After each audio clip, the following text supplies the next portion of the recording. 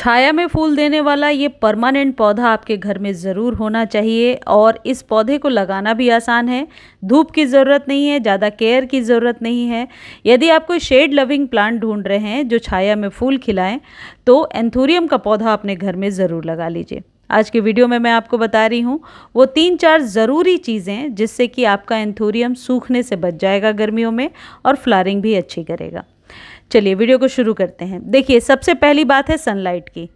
मेरे पौधे पर बिल्कुल भी सनलाइट ना आए इसलिए इस तरीके के एक जालीदार कपड़े को मैंने लगा रखा है, जिससे कि आप देखिए पौधा एकदम शेड में है लेकिन इसको गर्माहट तो मिल रही है, यानी कि ठंडक वाली जगह पे नहीं है। फूल देने के लिए थोड़ी गर्मी जो चाहिए इस पौधे को वो मिल रही है। डायरेक्ट सनलाइट इस पौधे को कभी भी नहीं चाहिए होगी अनटिल और अनलेस आप उत्तर भारत के तरफ रहते हैं और दिसंबर जनवरी की सर्दी है, तब आप इसे धूप में रख सकते हैं। तो सनलाइट का जो क्राइटेरिया है वो तो आप समझ ही गए हैं।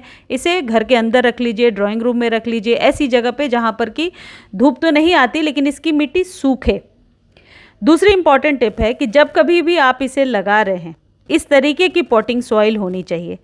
आप पॉटिंग सॉइल जो देख रहे हैं इसमें कम से कम 50% आप कोकोपीट ज़रूर मिलाएंगे। कोकोपीट में इसके रूट्स का फैलाव अच्छे से होता है और बाकी के रेशियो में आप 25% गार्डन सॉइल और कंपोस्ट मिला लीजिए। किसी भी प्रकार के कंपोस्ट को मिला सकते हैं। लीफ कंपोस्ट मिलाते हैं तो और अच्छा है। इसकी पत्तियां सुंदर और चमकदार रहती हैं। देखिए, पूरी गर्मी में भी पत्ते जल नहीं रहे हैं क्योंकि मैंने चारों तरफ से घेर रखा है। ये ग्रीन नेट यदि नहीं है आपके पास तो ऐसा भी कुछ आप प्रोविज़न रख सकते हैं, इंतजाम कर सकते हैं। अब बात करते हैं कि पानी कितना देना है। क्या इसके फूल मुड़े मुड़े से नज़र आते हैं? अच्छा, एक चीज़ और है, कई लोग कह रहे थे कि क्रोटोन की पत्तियां बिल्कुल गिर रही हैं, ड्रूपी हो रही हैं, तो वो पानी के कमी से होता है। डायरेक्ट सनलाइट में नहीं रखना है। सुबह शाम पत्तों पर अच्छे से पानी का छिड़काव करेंगे तो क्रोटोन का पौधा भी स्वस्थ रहेगा। इसके फूल जब एक बार खिल जाते हैं तो 20 से 25 दिनों तक एज इट इज़ बने होते हैं। इसके लिए हमेशा 5 से 6 इंच के बीच का कंटेनर जो है वही आइडियल होता है। ज़्यादा बड़े कंटेनर में लगाने से प्रॉब्लम क्या आती है कि जब घर के अंदर कभी आपको लेकर जाना है तो ये हेवी हो जाता है। तो हेवी कंटेनर ना रख करके छोटे कंटेनर में रखें। ये वैसे भी डेकोरेटिव हाउस प्लांट है, इसको मेन गेट पर भी रख सकते हैं जहाँ धूप नहीं आती है। वॉशरूम में भी रख सकते हैं।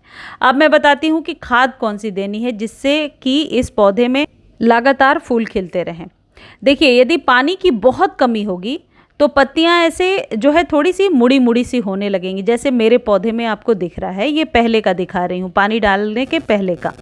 जहाँ तक खाद की बात है, इसके जड़ों में आप ह्यूमिक एसिड दे सकते हैं। कभी कभी महीने में एक बार एप्सम सॉल्ट का छिड़काव भी कर सकते हैं।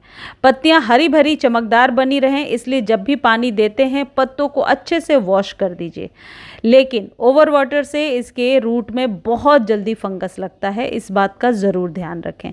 गर्मियों में भी फंगस लग जाती है यदि आप सुबह शाम पानी दे रहे हैं और सिर्फ मिट्टी में आपने इसको लगा रखा है। ये मैं सच बता रही हूँ, अपने एक्सपीरियंस से बता रही हूँ कि यदि सिर्फ मिट्टी में ये पौधा लगा है और सुबह शाम पानी देते जाएंगे तो इसके रूट्स में फंगस लगना शुरू हो जाएगा।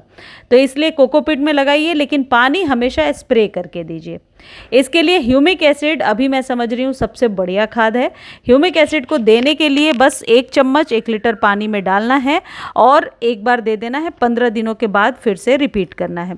यदि जड़ों में वर्मी कंपोस्ट आपने डाला है तो शायद उसकी भी आपको ज़रूरत ना लगे, लेकिन यदि बिल्कुल फ्लावरिंग नहीं हो रही है तो ह्यूमिक एसिड दे दीजिए। कंप्लीट फूड हो जाता है और पौधे में फ्लावरिंग भी होने लगती है। वरना इसके फ्लावरिंग का सीज़न ये गर्मियों का ही रहता है तो फ्लावरिंग इसमें ज़रूर होगी।